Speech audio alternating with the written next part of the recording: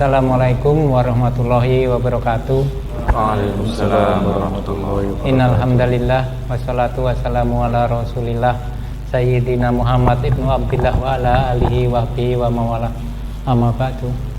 Alhamdulillah, dengan izin Allah kita malam ini bisa hadir di tempat yang penuh barokah ini dalam acara Focus Group Discussion. Malam ini kita akan membahas atau dengan topik bahasan PKI pelaku kejahatan ataukah korban. Dan alhamdulillah telah hadir di bersama kita ya. Pertama Bapak Ahmad sebagai akademisi yang insya Allah nanti beliau akan memaparkan bagaimana fakta-fakta terkait partai komunis atau mengenai ideologi komunis yang ada di negeri ini. Dan kedua juga telah hadir di tengah kita Mas Hawidono Agung sebagai pengamat sosial politik. Assalamualaikum warahmatullahi wabarakatuh. Waalaikumsalam warahmatullahi wabarakatuh. Pemantik bahasan malam ini. Baik, ya seperti kita ketahui bahwa setiap bulan September ya, jadi di negeri kita ini selalu diadakan peringatan di mana ada satu peristiwa kudeta, bisa dikatakan begitu, mungkin nanti bisa diperjelas oleh Bapak Ahmad terkait dengan gerakan G30 SPKI.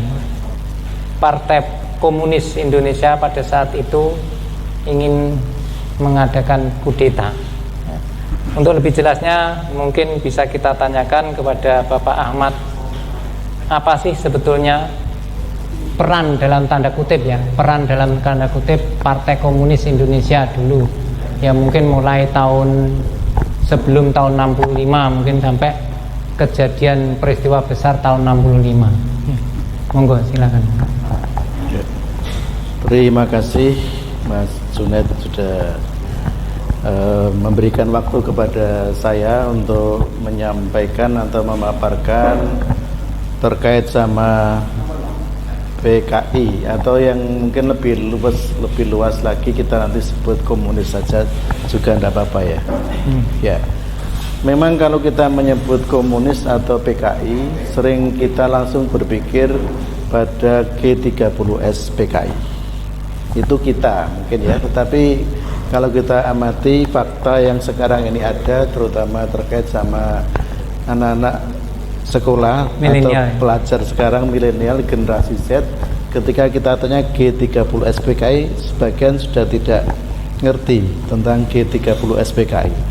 Padahal memori kita tentang G30 SPKI, meskipun kita tidak mengalami, memori kita itu PKI telah melakukan berbagai macam kekejaman atau kejahatan, atau yang sering dalam pikiran atau yang sering dulu kita terima adalah PKI melakukan kebiadaban luar biasa.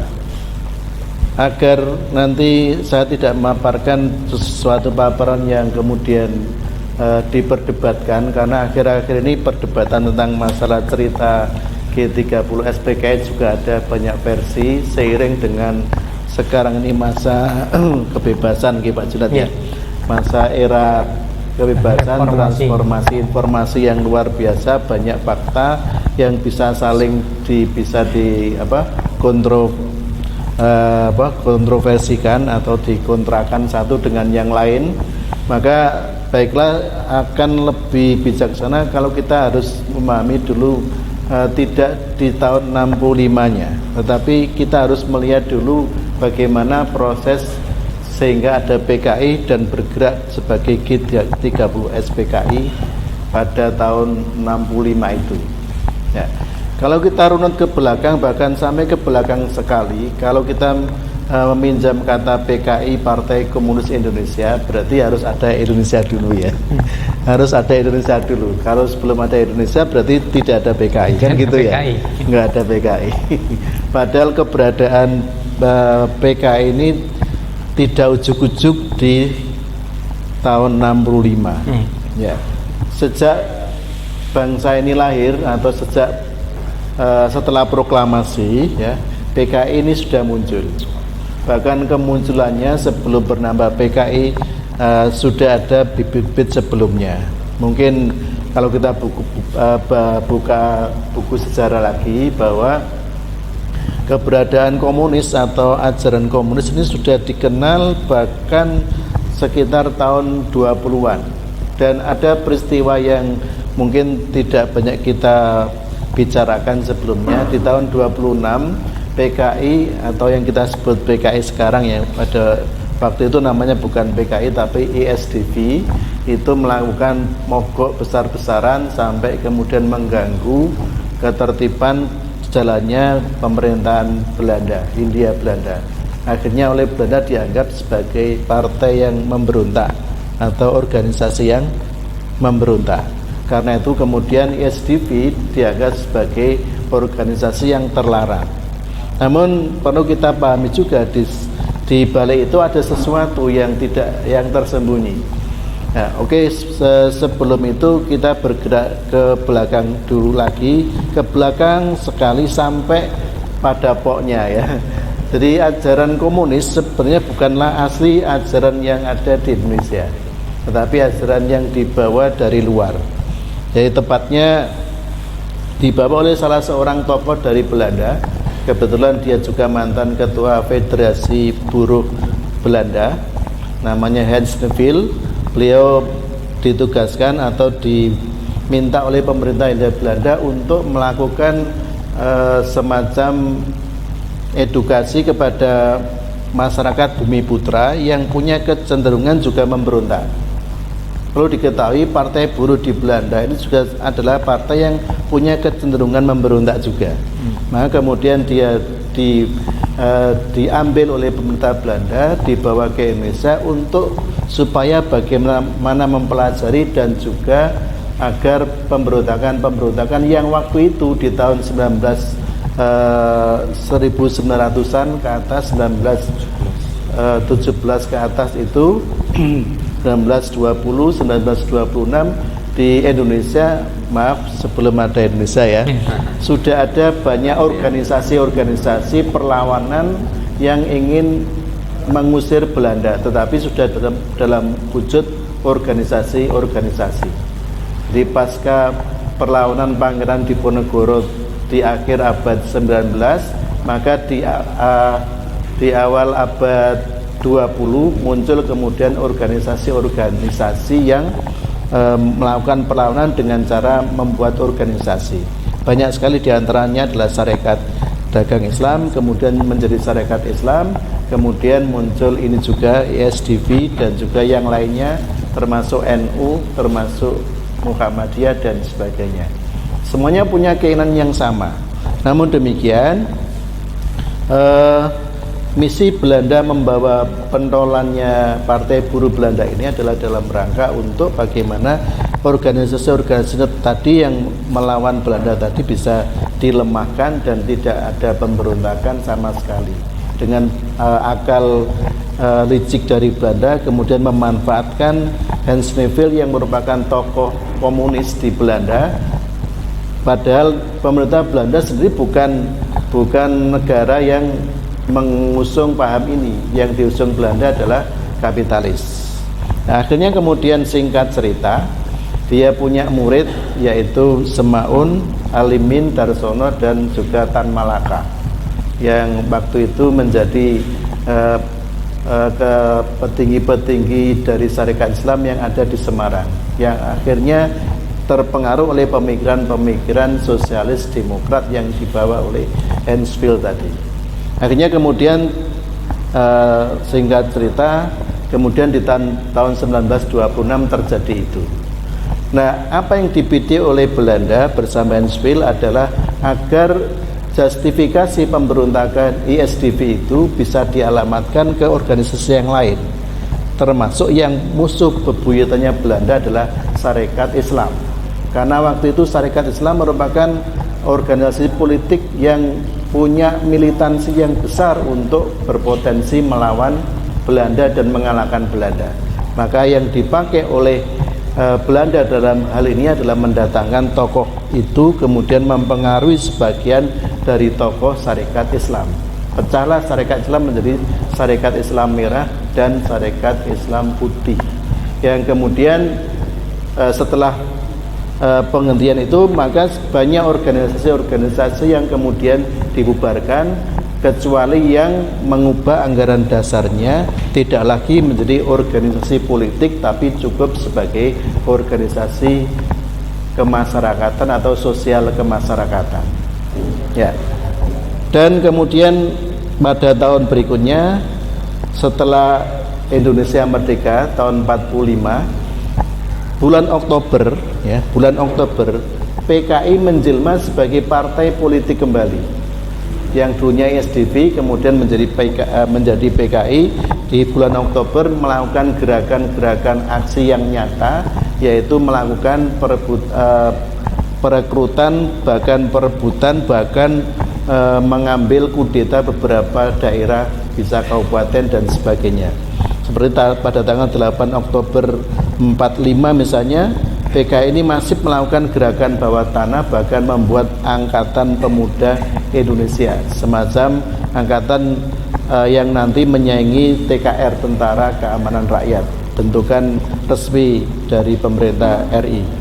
Kemudian di bulan Oktober juga ada dari tokoh komunis di di Banten, kemudian membentuk dewan namanya Dewan Pemerintahan Rakyat Serang, dan merebut pemerintahan Karesidenan Banten melalui teror dan kekuatan massa. Di bulan yang sama juga di Tangerang juga terjadi hal yang sama. Kemudian di bulan November API dan AMRI-nya PKI ini menyerbu kantor Pemda Tegal dan markas TKR.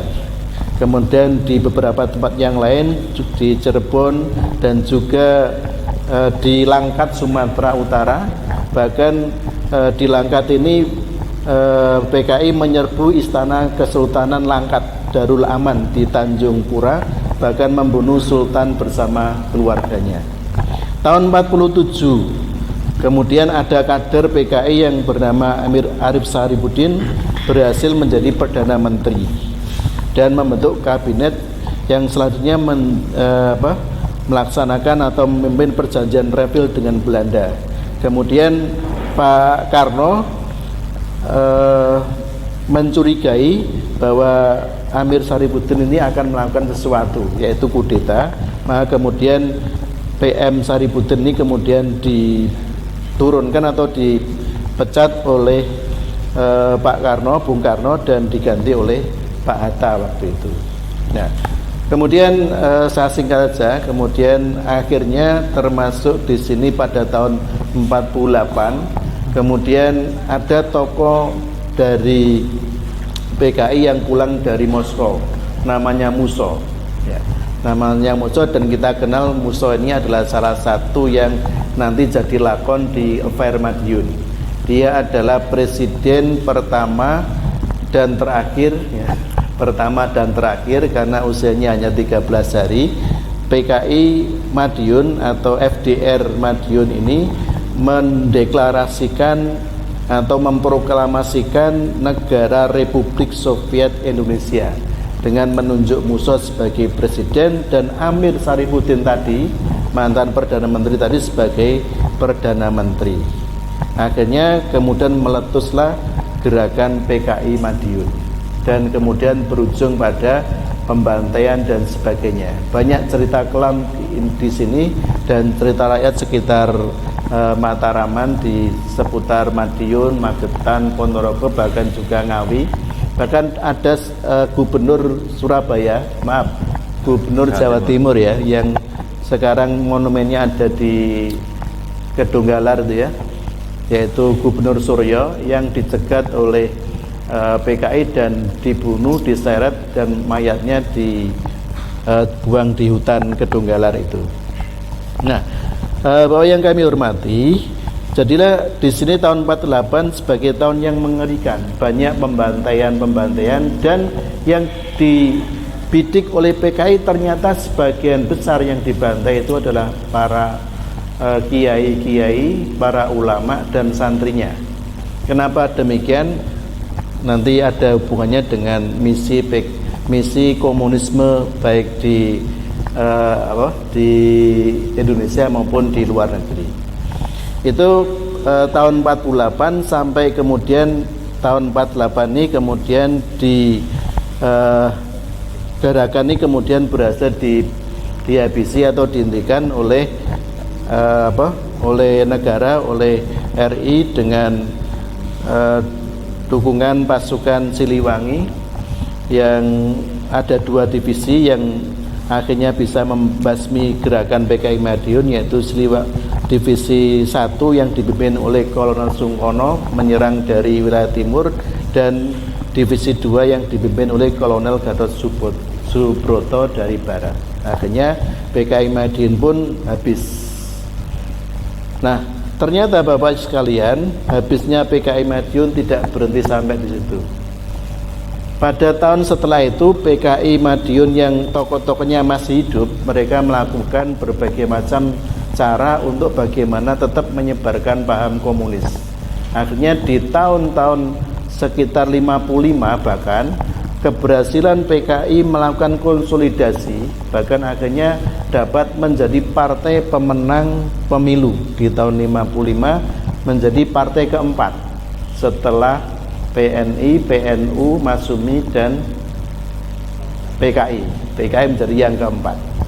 Itu di tahun 55. Dan akhirnya karena kedekatannya dengan penguasa, dengan Pak Karno, karena Pak Karno juga punya pemikiran yang hampir sama dengan PKI, terutama terkait dengan pemikiran sosialisnya. Hasil beliau belajar dengan Adolf Bahr, salah seorang murid dari Hans Veil, ya, di ITB. Kan kuliahnya Pak Karno di IPB apa ITB, saya lupa. ITB ya, di ITB itu ada gurunya yang namanya, dosennya yang namanya Adolf Bahr, yang mengajarkan kepada Pak Karno tentang nilai-nilai sosialis demokratis. Bahwa yang kami hormati, bahwa kemudian akhirnya di tahun 55 sampai 59 pada dekade ini hubungan antara Pak Karno dan juga PKI ini terus-menerus mesra. Dan akhirnya pada tahun 59 terjadi apa yang namanya dekret Presiden 59. Latar belakangnya kenapa terjadi dekret? Dikarenakan waktu itu konstituante atau Dewan Konstituante ini sidang berlama-lama, tidak ada penyelesaiannya, karena yang dibahas adalah membahas tentang dasar negara. Yang dimunculkan 2 waktu itu, yaitu mau Islam ataukah yang lain, mau Islam ataukah yang lain.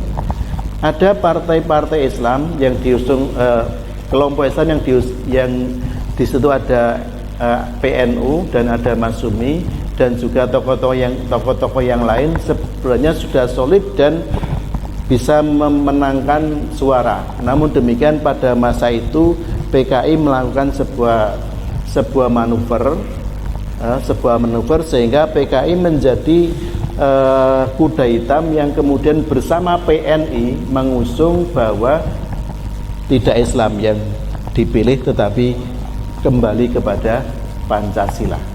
Padahal sebelumnya PKI itu berhasrat untuk mengganti Pancasila. Ini kan sebuah hal yang menjadi tanda tanya di sejarah kita. Kenapa sampai seperti itu? Nah, setelah tahun 60 sampai 65-an, maka peristiwa keakraban antara pemerintah dengan PKI semakin raket, hubungannya semakin raket. Apapun keputusan dari Pak Karno sangat dilandasi atas hubungan dekatnya dengan PKI ini. Bahkan Pak Karno kemudian menerapkan apa yang namanya demokrasi terpimpin yang sebelumnya menggunakan liberal, pada era ini menggunakan demokrasi terpimpin.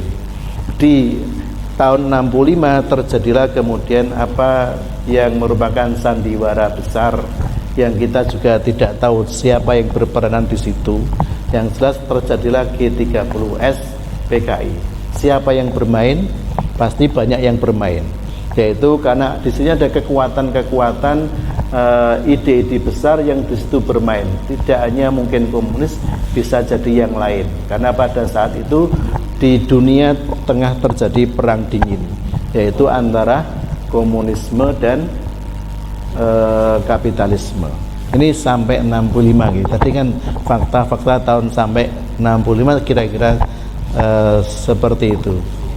Nah, setelah adanya gerakan G30S dan sehingga muncullah ketetapan MPRS nomor 25 tahun 66, yaitu melarang semua yang berkaitan dengan komunis ya, yang pada saat itu dikeluarkan oleh MPRS, di mana saat itu Jenderal Soeharto ya diberi peran untuk memberangus, dalam arti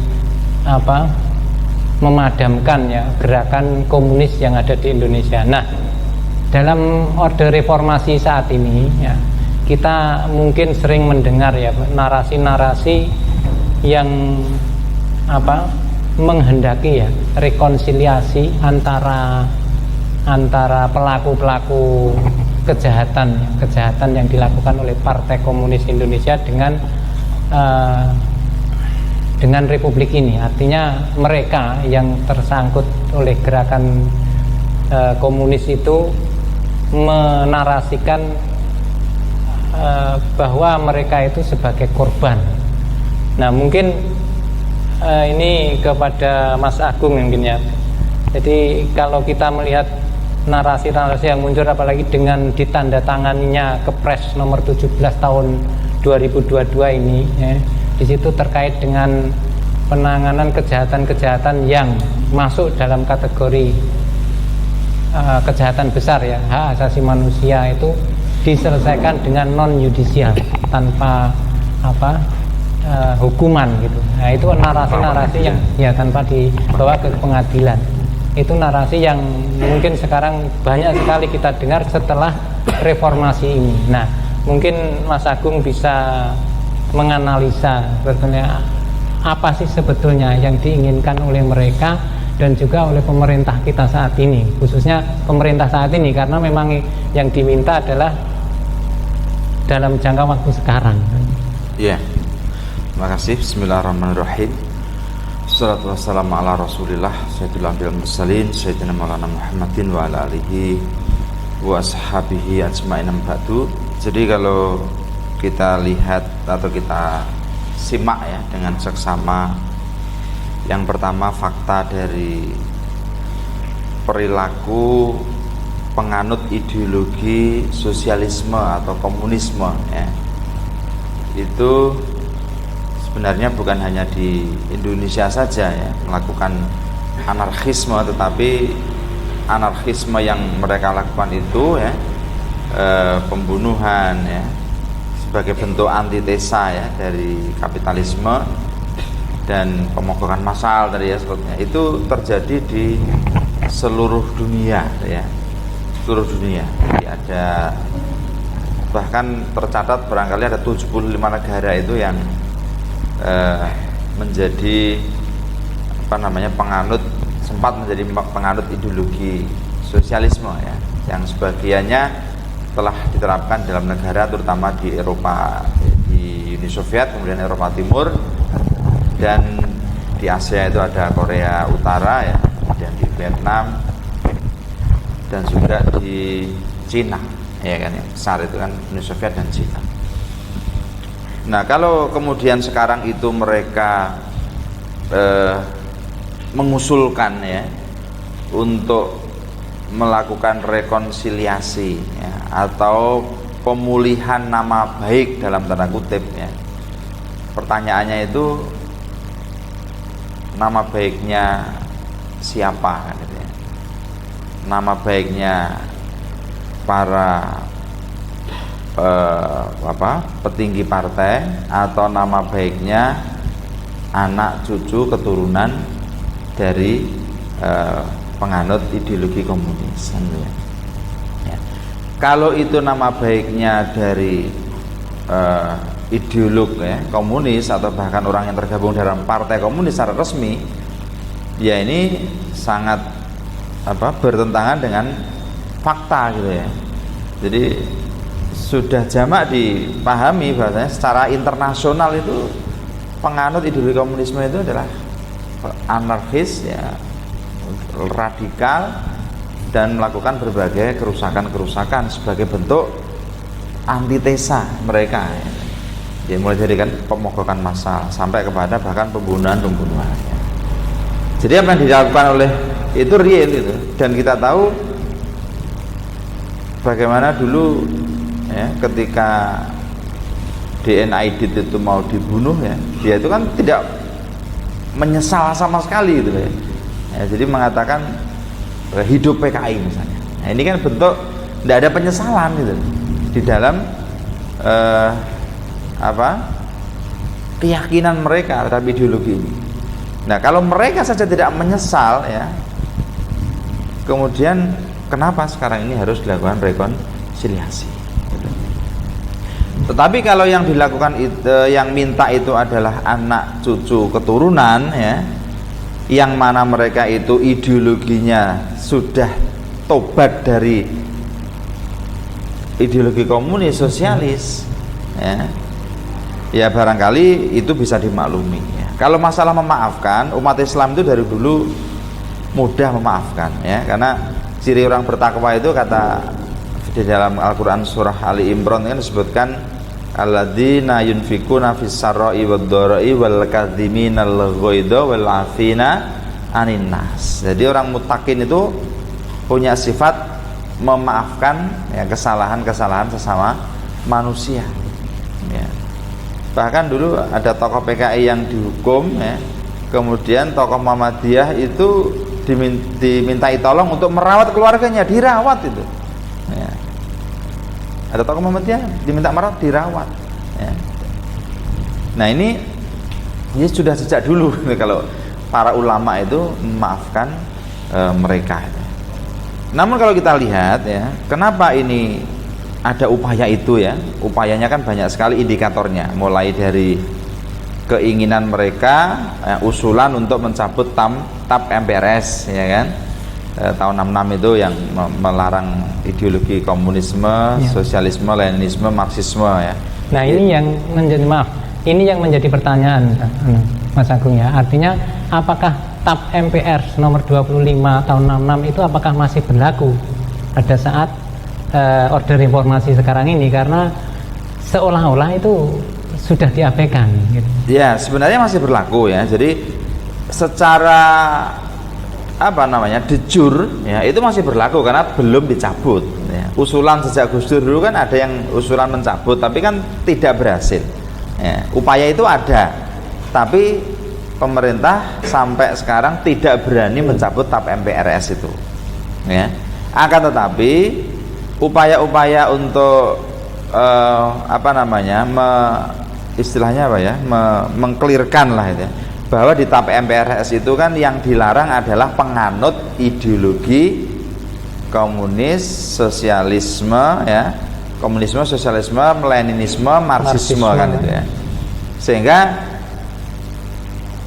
Pak Andika ya itu kan seolah-olah dapat bisikan dengan dari atas bahwa karena di dalam TAP MPRS itu tidak ada pelarangan terhadap aktivitas anak cucunya PKI ya, atau bahkan kata-kata underbow ya, PKI itu juga menurut beliau tidak ada ya, sehingga mestinya tidak dilarang anak cucu PKI itu menjadi anggota TNI atau Polri ya, atau bahkan aktif ya menjadi pegawai negeri dan lain sebagainya ya. Jadi barangkali yang bermuatan politis itu yaitu, jadi kalau dulu kan ada istilah tumpas kelor itu kan mulai dari pelaku ya, anak cucunya ya, sampai mungkin 7 turunan itu kalau perlu generasinya dihabiskan dulu kan gitu ya. Barangkali itu bisalah diterima ya, cuman begini ya, jadi kalaupun itu dibolehkan ya tetap saja kan harus ada screening gitu loh.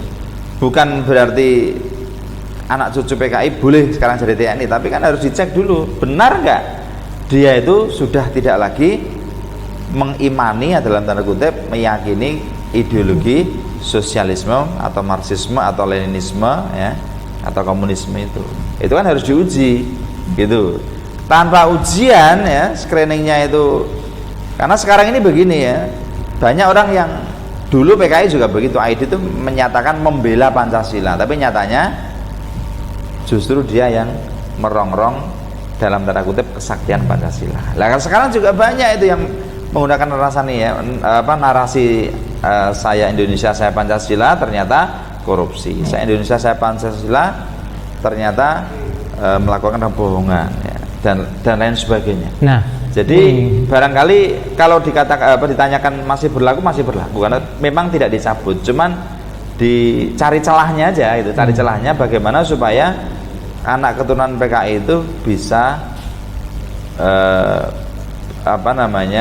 membersihkan gitu, nama baik orang tuanya, barangkali begitu. Ya, tapi yang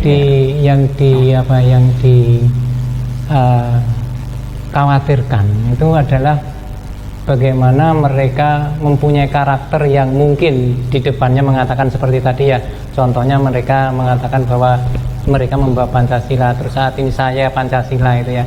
Nah setelah itu, tapi nanti setelah mereka besar dan setelah mereka diperbolehkan, khawatirnya nanti mereka itu menusuk dari belakang. Nah itu ya, itu justru yang memang harus kita suudzonkan ya dalam tanda kutip.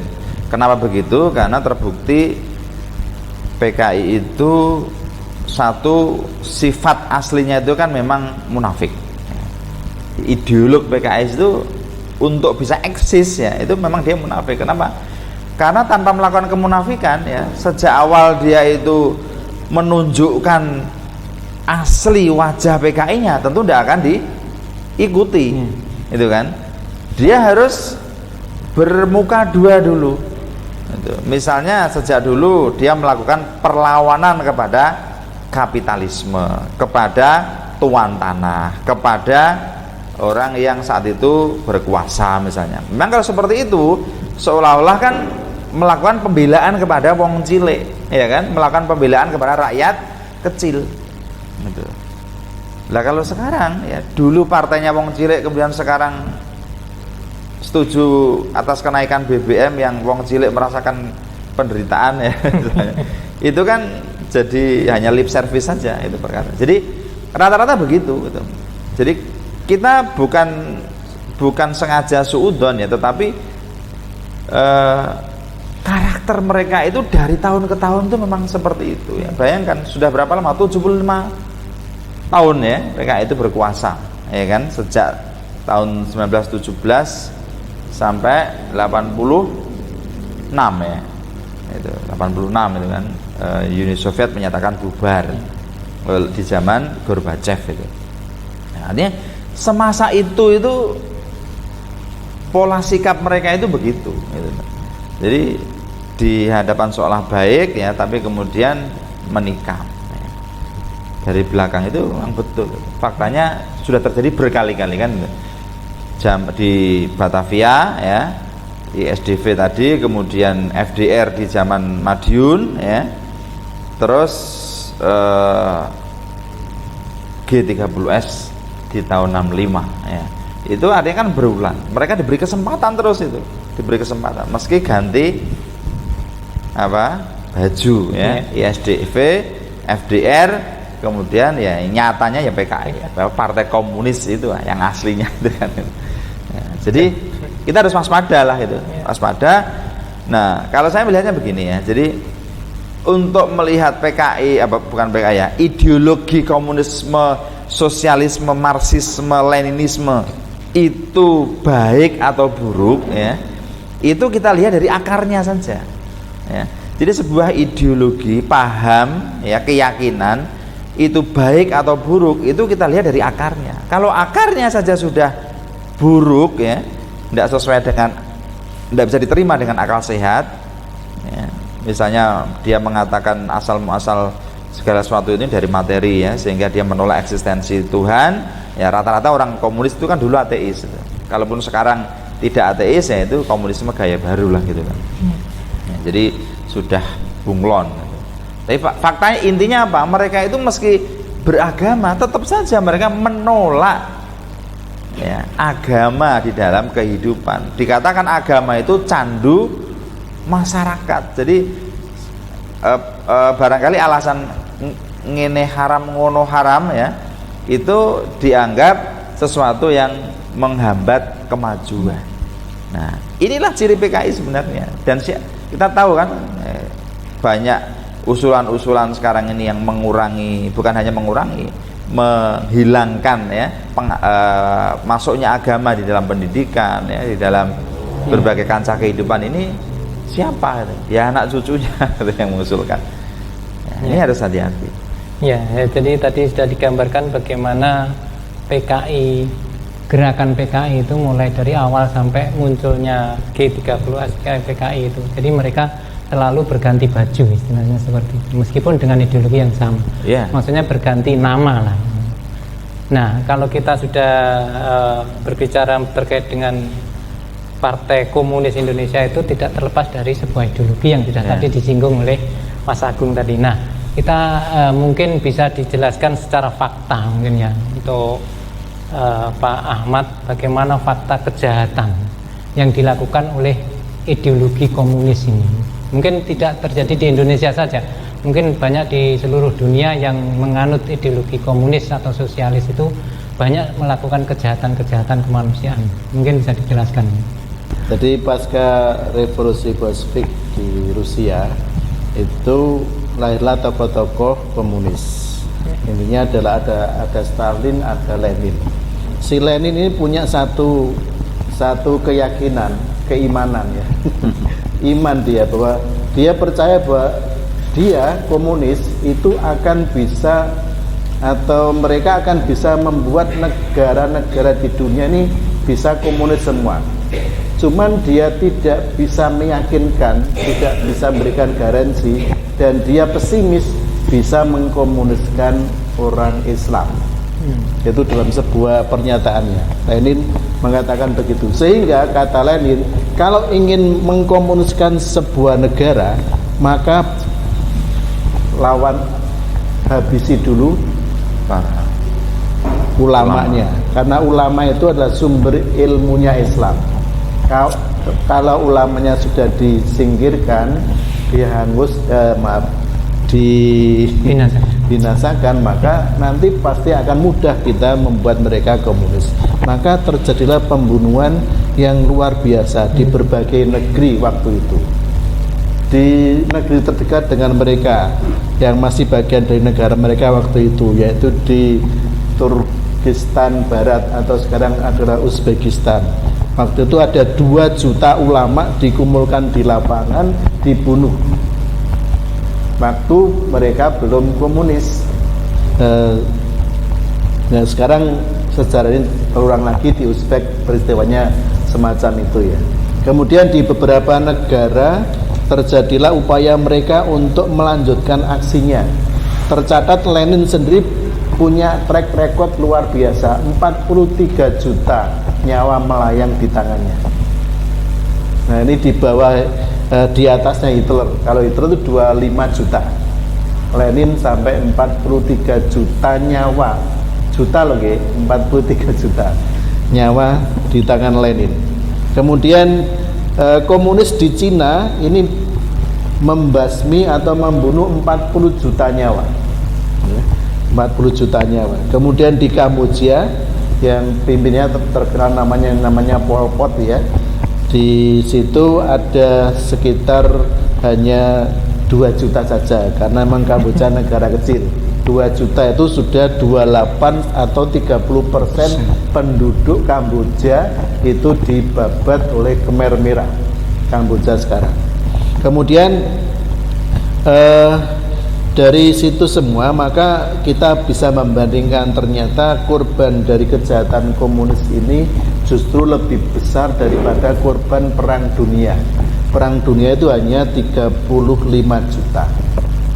Nah, Lenin saja sudah 40-an juta, sudah kalah dengan Lenin saja, belum yang lain termasuk di Kuba dan negara-negara yang berhasil atau sampai hari ini masih bertahan dengan ide komunis atau ideologi sosialisnya.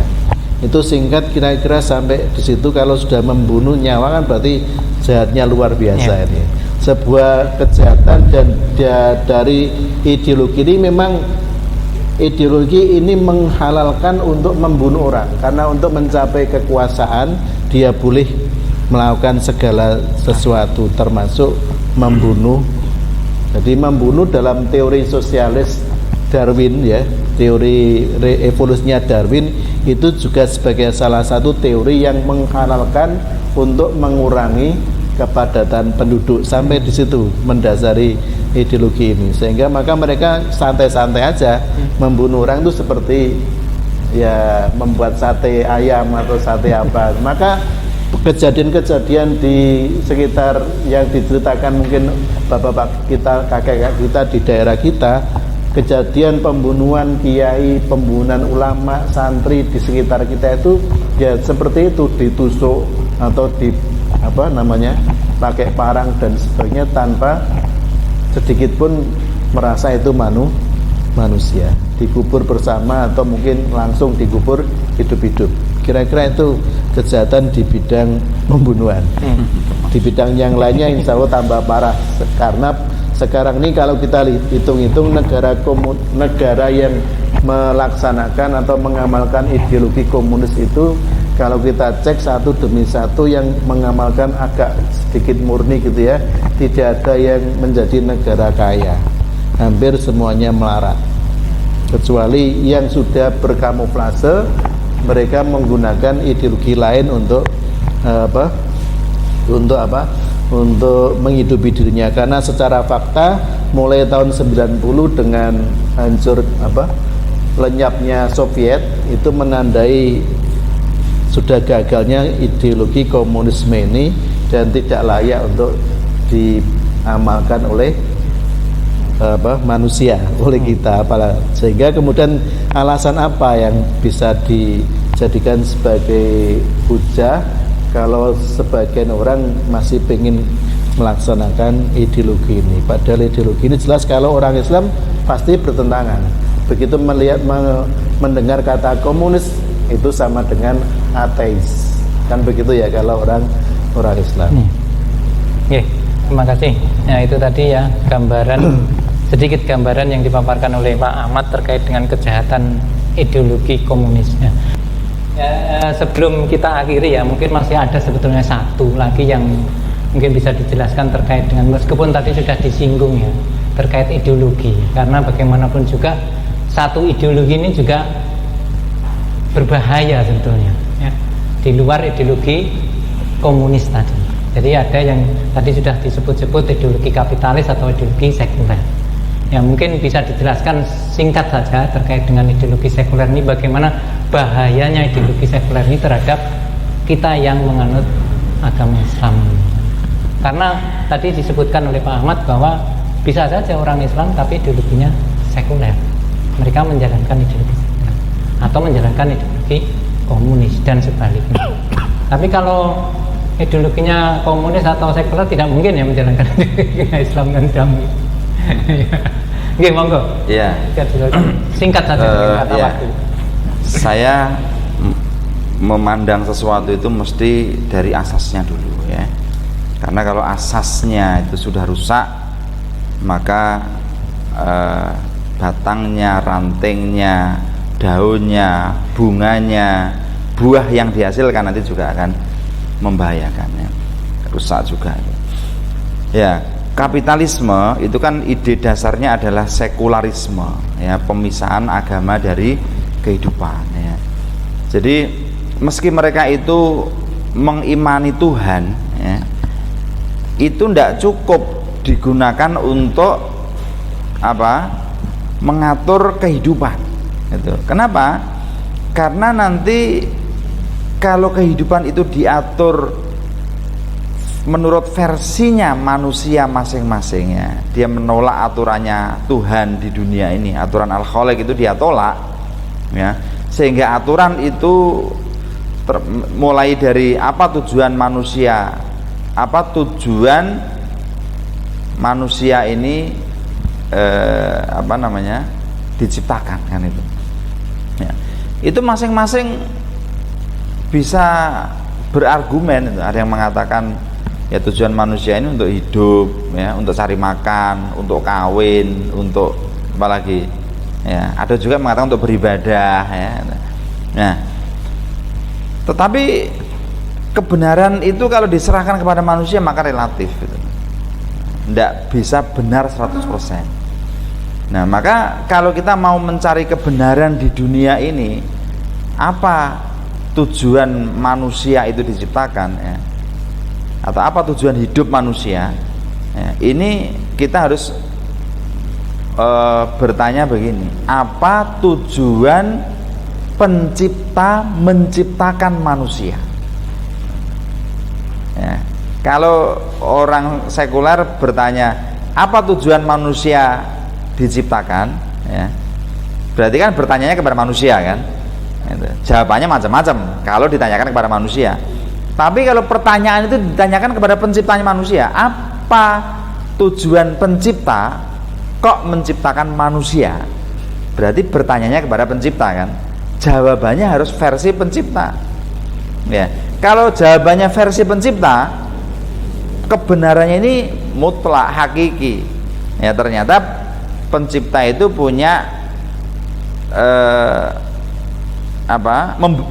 memberikan informasi kepada manusia, ya, bahwa manusia tidaklah manusia dan jin itu aku ciptakan menurut pencipta, ya, kecuali untuk beribadah satu. Yang kedua, Al-Khaliq itu ternyata hendak menciptakan khalifah di muka bumi ini. Jadi tujuan pencipta menciptakan manusia itu ternyata satu untuk beribadah, yang kedua menjadi khalifah, ya, wakil Allah di muka bumi, mengatur bumi ini dengan aturannya, ya.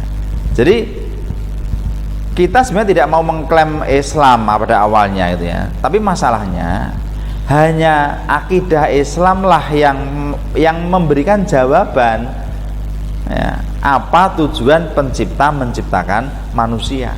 Masalahnya di situ, ya. Komunisme jelas tidak memberikan jawaban, wong dia menolak pencipta. Sekularisme, ya, dia mengatakan pencipta itu setelah menciptakan leren, ya kan, disuruh manusia untuk mengatur ini, berarti menolak aturan pencipta bagi manusia, kehidupan dan alam semesta ini. Nah, padahal kalau itu ditolak, ya seperti sekarang ini kan, kapitalisme itu, ya, di dalam nanti cabangnya, ya, dia membuat teori milkiyah, kepemilikan, ya, itu individu boleh memiliki sebebas-bebasnya kalau dia mampu, pokoknya duit, gitu, ya. Ya, ternyata sekarang belum tentu Sambo itu punya uang berapa, ya, tapi ternyata kasusnya kebongkar juga padahal uangnya banyak. Ya, ini kalah sama kehendak pencipta, ya kan, kalah sama takdir. Yang kedua, beda dengan Islam, ya, beda dengan pencipta. Pencipta itu ternyata memberikan aturan. Kepemilikan itu ada 3, ada kepemilikan individu, ada kepemilikan umum, ada kepemilikan negara. Ini yang kedua, di dalam kapitalisme sekuler itu mengatakan kalau manusia itu bebas berpendapat, ya, ada khuriyatu ro'i, ya, bebas berpendapat. Ya, kalau menurut pencipta, ya, meski manusia itu punya nafsu, tapi pencipta juga menciptakan akal, ya, pencipta juga menciptakan irsyad wal bayan atau syariat, sehingga kebebasan keinginan nafsunya itu dibatasi, satu oleh akal, yang kedua oleh syariatnya dari pencipta. Jadi nggak bebas, gitu. Nah, kalau kebebasan itu versinya orang sekuler, rusak dunia ini. Jadi ini terbukti dengan ide kepemilikan dan ide kebebasan berpendapat ini, kapitalisme itu telah merusak dunia ini. Sekarang, ya, dengan ide kebebasan, ya, orang gila yang akalnya itu tidak bisa berpikir secara waras punya hak suara, ya. Ini yang membolehkan ini lebih gila menurut saya, ya, lebih tidak waras lagi, kan gitu. Kok mereka itu suara satu pencuri sama dengan suara satu ulama, sama nilainya, tidak ada bedanya ini di dalam menurut versinya saya. Ya, jadi asasnya udah rusak karena menolak aturan pencipta. Yang kedua, rantengnya, dahannya, dahannya, bunganya, buahnya, daunnya akan rusak semua, gitu loh. Karena asasnya udah rusak. Gitu. Ya, barangkali itu. Makanya baik kalau komunisme itu sejak asasnya mulai dari dia menolak pencipta udah rusak. Kalau kapitalisme sekuler dia masih mengakui Tuhan, ya, tetapi dia mengingkari. Jadi asas yang kedua, akidah yang kedua ini yang rusak. Kalau akidah pertamanya mungkin masih bisa dibenarkan. Wallahu a'lam bishawab. Monggo kalau ada tambahan. Nggih. Demikian tadi ya. Atau masih ada dari hadirin yang masih ingin menanyakan sesuatu atau beropini? Tidak ada? Ya, baik, kita cukupkan ya, karena memang waktu juga sudah malam, terlalu larut mungkin juga tadi mulainya kita juga sudah melebihi waktu yang ditentukan. Baik, sampai acara ini ya, acara fokus group discussion, semoga apa yang kita perbincangkan malam ini bermanfaat utamanya untuk diri kita yang hadir di sini, dan mungkin nanti kalau disiarkan bisa juga bermanfaat secara luas. Dan kita juga masih akan mengadakan acara-acara yang sama seperti malam ini, nanti juga tempat isinya atau tempat berbeda, tetapi tetap dengan bahasan-bahasan yang aktual, istilahnya mungkin bahasan-bahasan yang lagi tren di masyarakat kita diskusikan dan kita cari solusinya bersama-sama. Dan demikian ya, semoga apa yang kita bicarakan malam ini bisa bermanfaat untuk diri kita, dan mungkin juga ada kesalahan-kesalahan dalam tutur kata dari kami mohon maaf, karena memang manusia tempatnya salah dan kesempurnaan itu hanya milik Allah. Demikian kita akhiri dengan doa, dengan bacaan alhamdulillah bersama-sama. Alhamdulillahirabbil alamin. Dan assalamualaikum warahmatullahi wabarakatuh. Waalaikumsalam.